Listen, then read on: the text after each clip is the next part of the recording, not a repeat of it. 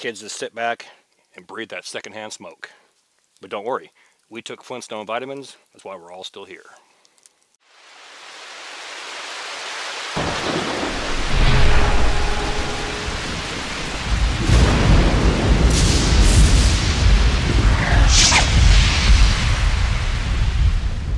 I want to be a lot more realistic. It's a colder day. As you can see, it's drizzling. Everything out here is wet. All these leaves, all the wood, etc. I want to get more geared towards the realism of being stuck outdoors in the wet, in the cold, with minimal gear, and how do I effectively dry myself out, make a shelter or no shelter, and at least stay warm and dry for the evening. And today's that perfect day. Like I said, it's going to drizzle on and off all day. And just sitting here, you can see the rain droplets. I'm getting wet. So it's going to be a challenge making a makeshift shelter or no shelter. It's going to be a challenge getting a fire. It's going to be a challenge drying that wood out and staying dry. So on that note, let's go ahead and talk about areas that you want to move towards in the event of inconveniently camping.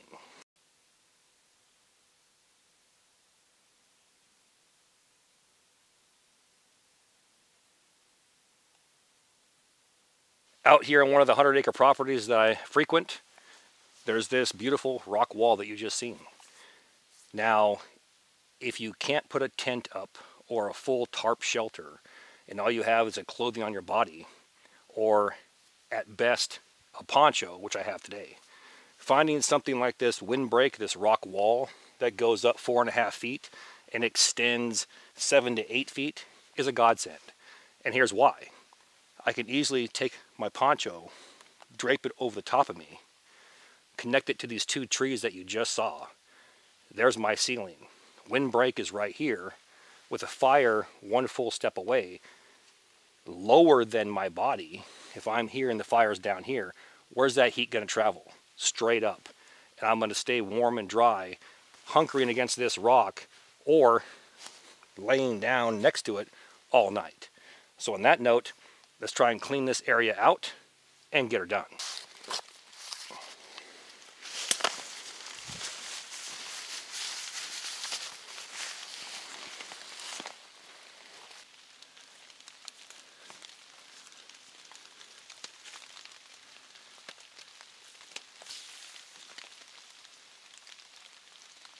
And this is what we're talking about right here.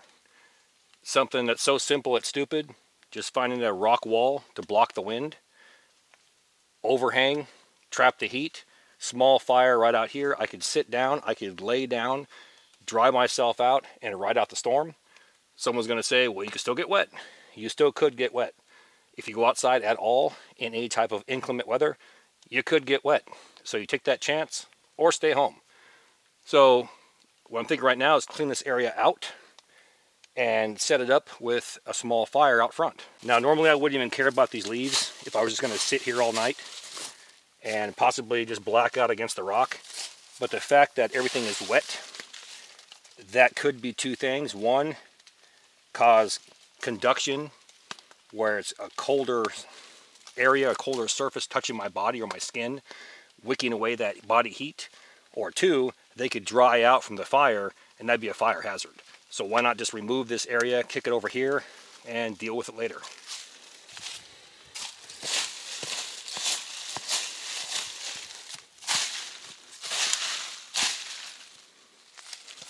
Nothing too crazy. Just get the bulk of it out of the way.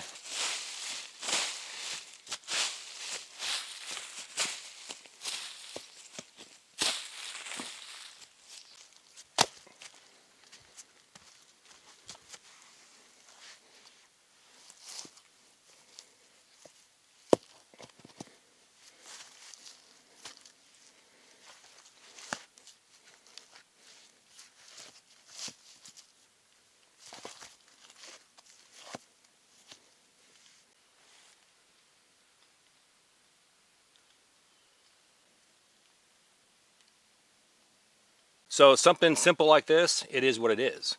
We have an overhang, we have a fire out front, the rain has stopped and we're soaking wet. We just want to get dry. And it's a big difference between trapping the heat, staying warm, bringing your body's core temperature back up, and drying your clothes out. I can hang my jacket over here. I could take my socks off if I wanted to and stick them next to the fire. I can stand here, lift my t-shirt. I can take my t-shirt off if I wanted to and trap all that heat in here, and it'll be a lot warmer in here than it would be just standing next to a fire warming the front of me while the back of me is soaking wet. So this is exactly what we want. We want to warm up, we want to dry out, and then pack up and move.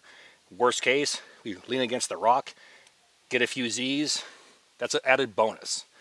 So, like I said, it is what it is. Now, the trick is getting a fire started with all this wet material.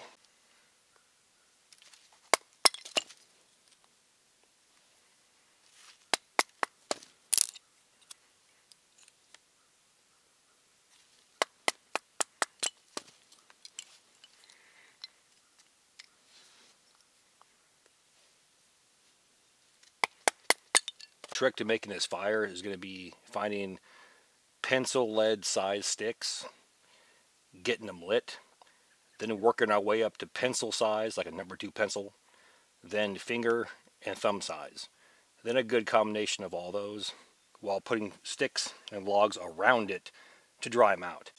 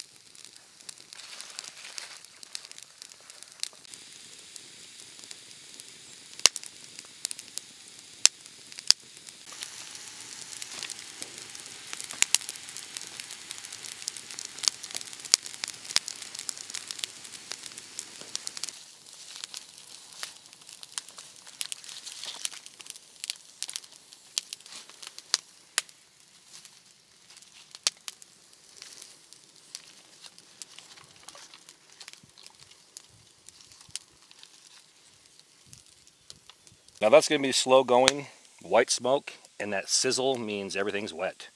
Just looking around here, hasn't rained in a couple of hours, but you can see everything out here is wet. There's no crunch at all with these leaves. The wood's wet too, wet and muddy. So it's going to be a long process. I want to think about drying myself out. We have our overhang. We're in an elevated position with our fire down here. The heat's going to do what? It's going to rise, has nowhere to go past that rock. So it's going to go right up to the top up here. I'm sitting down here. It's going to pass right by me and dry me out.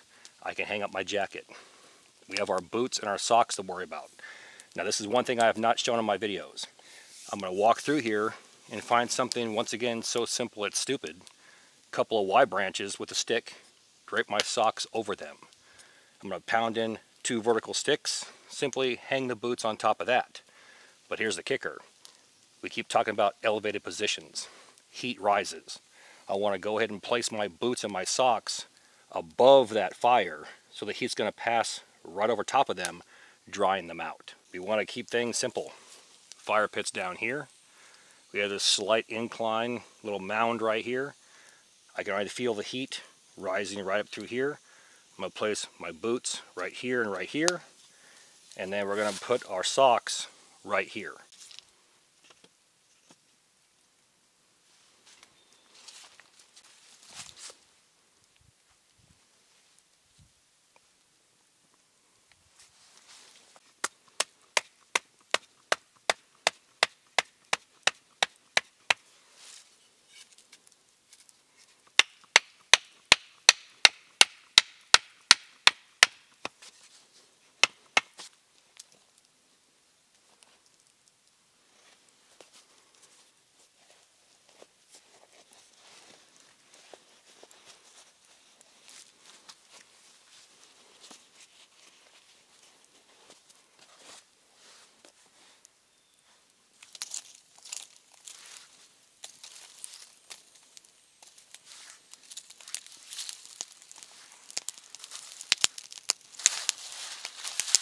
This is one of the most important things in life, period.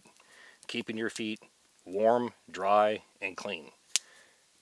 Most people on YouTube that do overnighters or skills in general, myself included, are guilty of not showing or explaining different techniques and the reasons why you should want to keep yourself clean. I don't mean hygiene like take a shower. There's no showers out here. At best, I could get a canteen cup and clean, the nether regions, things like that. But most don't understand what smoke actually does. If this was in the middle of summer, first off, we'd be roasting right now. We wouldn't want to do this. But the smoke keeps the bugs away. It's almost wintertime. No mosquitoes, no bugs to worry about. Smoke also kills forms of bacteria and fungus. So think about if you only had one pair of socks or two pair of socks. You clean your feet, put the fresh dry pair on.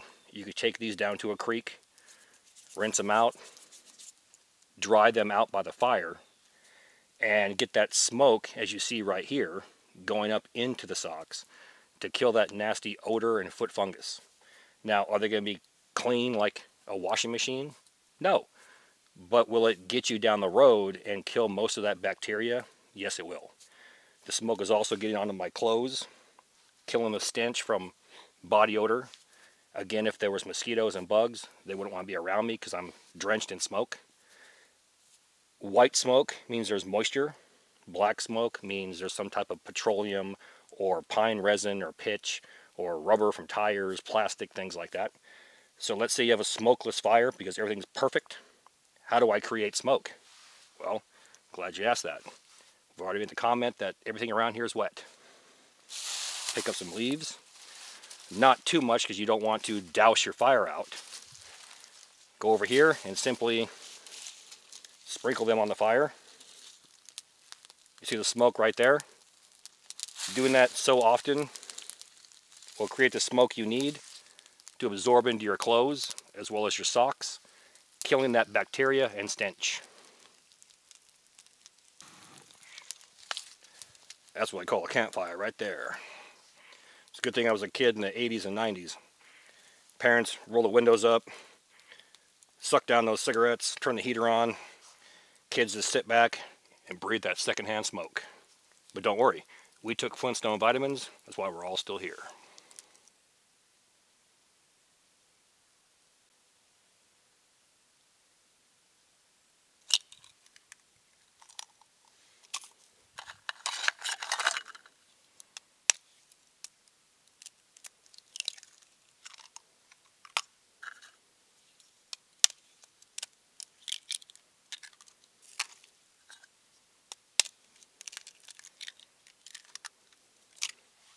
So this worked out exactly how I wanted it. The overhang trapped the heat, reflected off the back wall onto me. My shirt's dry, my pants are dry, boots and socks are dry. Even the jacket right here is now dry. So while we're waiting for our chow here, I want to go ahead and show this one more time because it's mass confusion. We have our 3 skillets. We have the Corporals Corner Frontier skillet. Insert a stick in here, length to your liking. And you have a simple skillet to pack into a haversack or day bag. We have the most famous folding skillet. Handle folds in just like that. And then we have the actual cowboy skillet that's cooking our eggs. Those are all found on my Etsy store located in my video description box. It says Corporals Corner Etsy. Click on it. It will take you right there. We have 100 we drop every single week. There's currently 100 in there right now. Now the bag, this is where the mass confusion comes in. I said it and said it and said it. The bags are a partnership with Campcraft Outdoors. That link is also found inside my video description box. Click on it, it will take you to Jason Hunt, Campcraft Outdoors. You'll see the bag right there. It has an internal pocket for 2 storage areas, drawstring. It measures around 15 inches in length by about 9 inches in width. Will accommodate all 3 skillets. And even a 6x12 grill. Has a Velcro sewn in panel right there to accommodate a 2x3.5 inch Velcro patch, preferably a Corporals Corner patch. So once again, bags are found and the video link Campcraft Outdoors in my video description box. All 3 skillets are found in my Etsy store, also located in my video description box.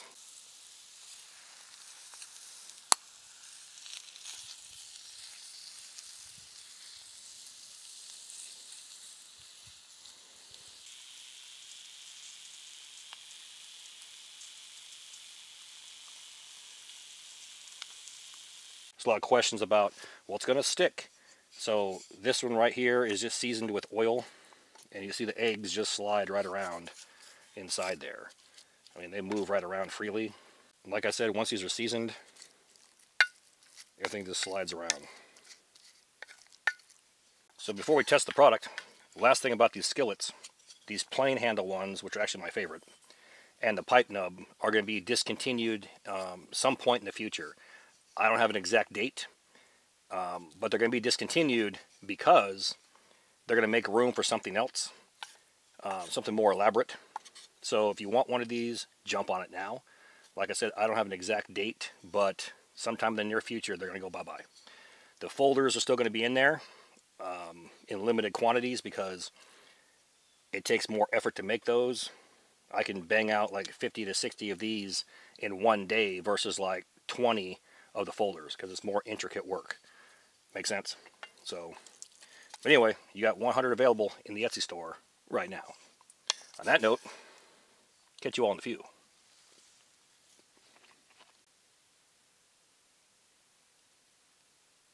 I wanted to show you a simple way to construct something quick and easy, utilizing the landscape and the terrain features like this rock. Simply putting a cover over it with a lower fire. Heat's going to travel upward, creating a warm pocket to dry you out. Some simple Y branches and a stick. We can put our socks over it, get them dried out and disinfected. 2 vertical sticks in the ground, boots fit right on top of there, and they're dried out. You're ready to go down that trail, or hopefully get you home if you were lost or inconveniently camping. While you were here, you could disinfect the water from a creek or cook chow like we did. Once again, it's items that you carry in your kit. Those that watch my channel, you know I'm always carrying a military style poncho. Pull it out of my haversack, butt pack, or backpack. Set it up in a matter of minutes, and you're out of the rain, and you're warm and toasty. Videos like this are coming to my channel starting now and all through 2025.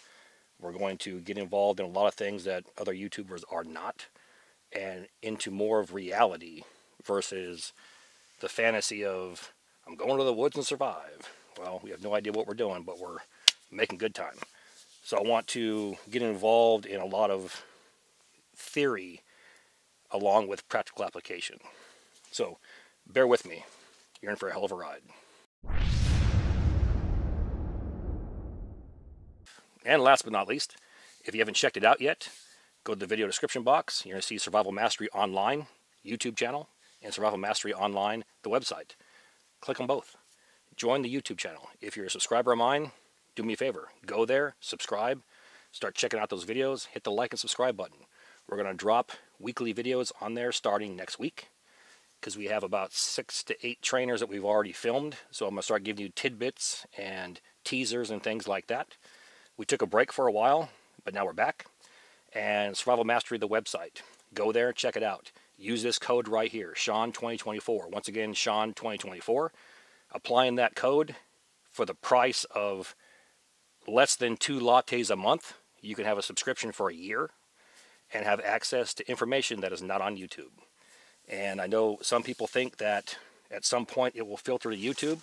There's even 1 or 2 individuals that actually have memberships that are watching the videos and then going to their channels and trying to recreate the videos so they're on YouTube. I find that comical because at the rate that we're filming, those individuals are going to be worn out real quick. But it'll be fun to watch. So once again, do me a favor, check out Survival Mastery Online, and don't forget that code, Sean2024. On that note, let's go ahead and get out of here. With that, all the gear in my videos can be found on 2 places. 1, my Amazon affiliate page, and 2, my Etsy store. Both links are found inside my video description box. Now please do me that favor. Hit that like and subscribe button, then ring that notification bell. Once you ring that bell, please select all notifications. And as always, thank you for your comments, views, and support. Thanks for watching. Get out in the field, have some fun. I'm going to catch you next time.